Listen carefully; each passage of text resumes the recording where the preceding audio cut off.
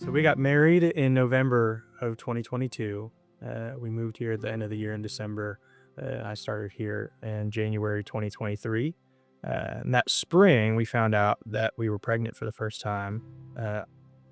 Wasn't really expecting it, but was a welcome surprise for us.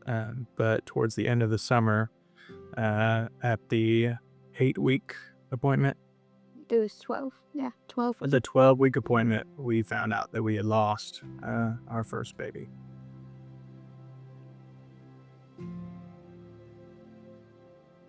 The doctor wasn't there that day.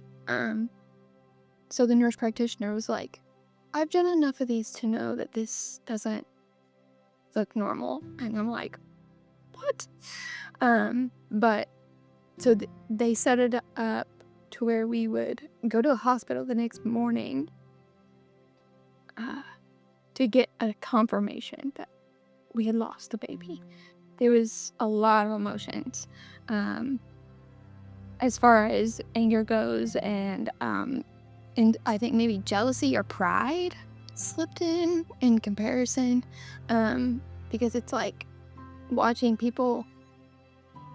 Now we have our miracle baby, but it's like watching people time after time again have their baby. It's like, why wasn't it so easy for us, I guess? But it's like, felt like we did all the right things, and then it just didn't work out. We really saw God's faithfulness in that time just by, as a young couple starting out, first baby, it's not really on your mind that you might lose it. That doesn't seem like a possibility. But after we lost our first baby, it was like the world opened up to just an insane amount of community that stepped in, and they were like, you've experienced this before. We've been where you've been. And so it wasn't like God kept his promise to us by, okay, you'll get a baby again. But he was faithful to us, and he answered our prayers instantly because we were just surrounded by people that cared for us, whether they had experienced it or not. We found out how common it was, and that there was all kinds of people that had been where we were and loved us through that. I mean, everything you go through in marriage is just hopefully bonding you deeper, but it's either going to bring you closer or draw you apart. And I think that we can easily look back at our marriage and see everything that's happening, and it's just drawing us closer and closer, not only to each other, but to God. And that is true for the miscarriage. That's true for this pregnancy.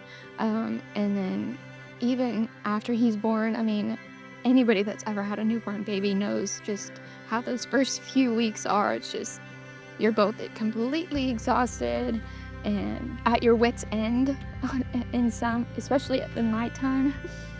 But you lean on each other, you help each other, and ultimately you just work together and grow together and grow closer together. And that's been really cool to see our marriage strengthen. And I don't know, just the power of prayer is so real too. Like, it was every single night praying that this pregnancy would be full term, or a healthy baby would come from it.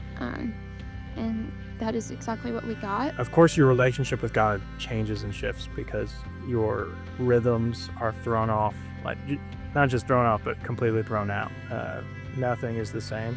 And so we're still learning our new rhythms with God, and how to have that thriving relationship with him with this new schedule and this new lifestyle.